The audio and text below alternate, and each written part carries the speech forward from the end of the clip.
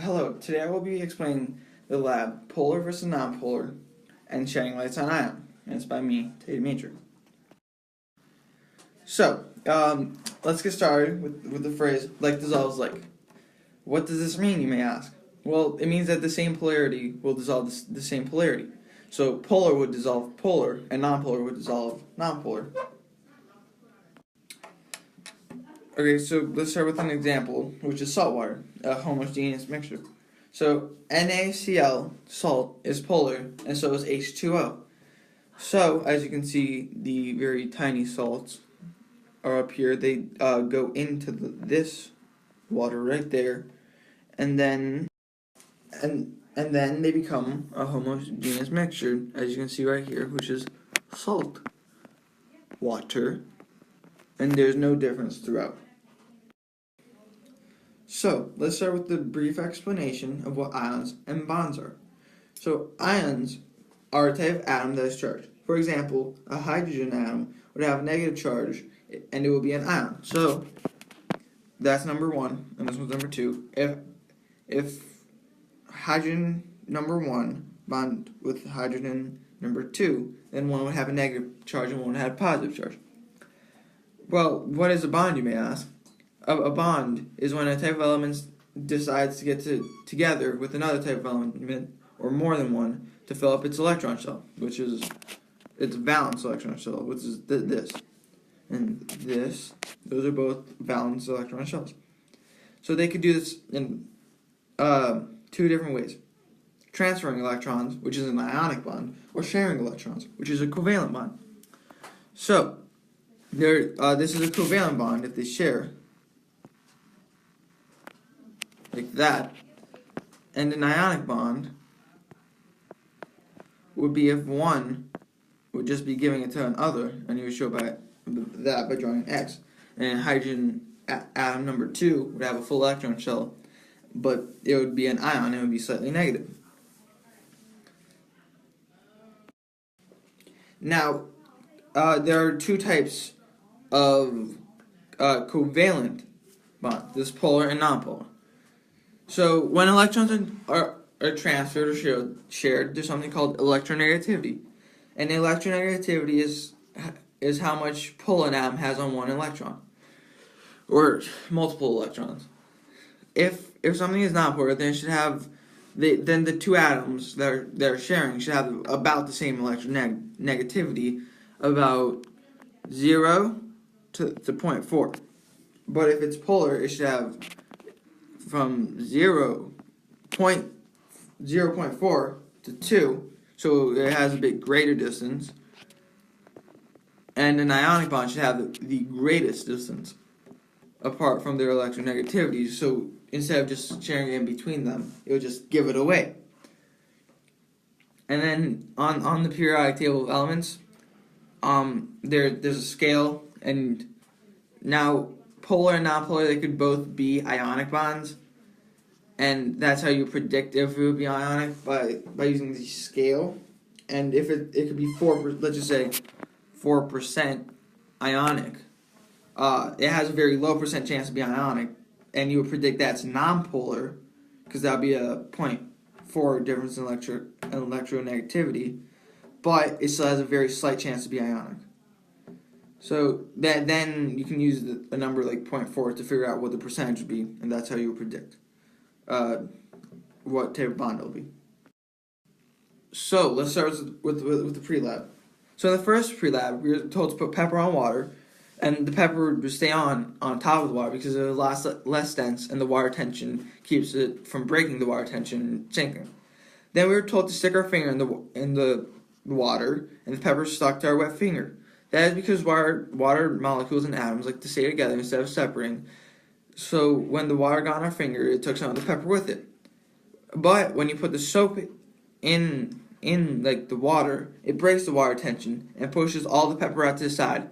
And imagine a metaphor like this: a pin being dropped on a balloon, and then the balloon cracking, and then this side and this side was split apart, and that's kind of how the water did it, and then it just brought the pepper with it. So if there was like let's just say there were stickers on here, dots, it would bring the dots with it.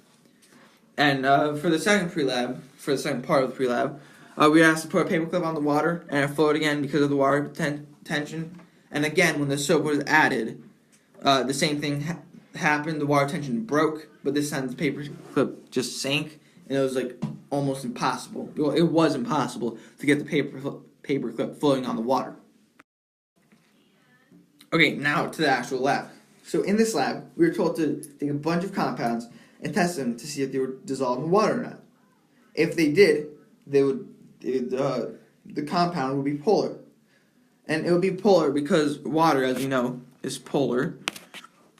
And we know, as I said before, like dissolves like. So if it got dissolved, then it would be polar. And things like salt, sugar, baking soda, and sea salt all were polar, and they all dissolved in water. Oil, as you can see here, is non-polar, as it did not dissolve in water at all, and in fact created a suspension, and they did not combine at all. And the phrase "like dissolves like" works because when polar and non-polar mix, they both have a slight charge, and they mix to even out their slight charges. But non-polar doesn't have a charge, so when polar mixes it with it, it has no reason to dissolve. Now it's time to explain the shining lights on ion lab. First, let's get started with what we were supposed to do and what happened in the lab. So in the lab, we were supposed to make an electrical current to power a light bulb. So we connected two battery, which are battery 1 and battery 2, and the red lines are the wires. We connected them to a light bulb, that is a light bulb, and then we also connected two copper plates, and we put them together to test if it would work.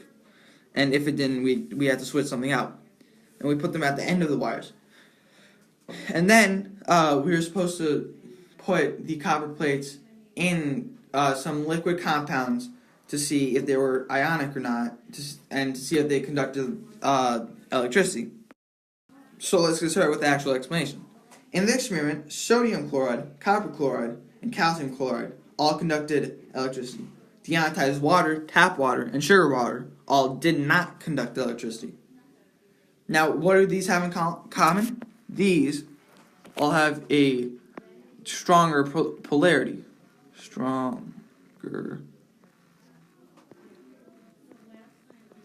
So they're either polar or ionic. Now these are all nonpolar and don't have any charges at all. And they don't have a strong charge. And sodium chloride and calcium chloride. Sodium chloride and calcium chloride. These are both ionic, so they both have ions. And as we went on before, ions are atoms with a charge.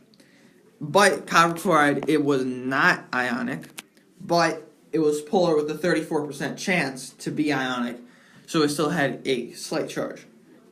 Or it was ionic, which it would both have charges in there. And now, time out. Back to time in.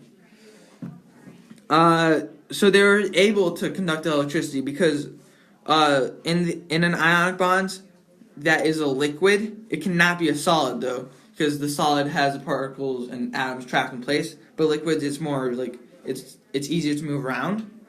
So in a liquid ionic bond or a liquid ionic compound, the ions and electrons, they're more free to move around, so they can go from one copper plate to the other to conduct electricity, and same with something that has a stronger polarity. So they were able to conduct, and they were able to conduct the electrons from one copper plate to the other. But on the other hand, most nonpolar or all nonpolar covalent bonds that aren't ionic, because they do have a slight chance to be ionic, do not have any ions that can carry an electrical current, because they have no charges. And polar covalent bonds are weaker conductors, and that is because they have some some charge, but not enough to make complete ions. So, in short, compounds that either have ions or high polarity can conduct electricity. Thank you for watching.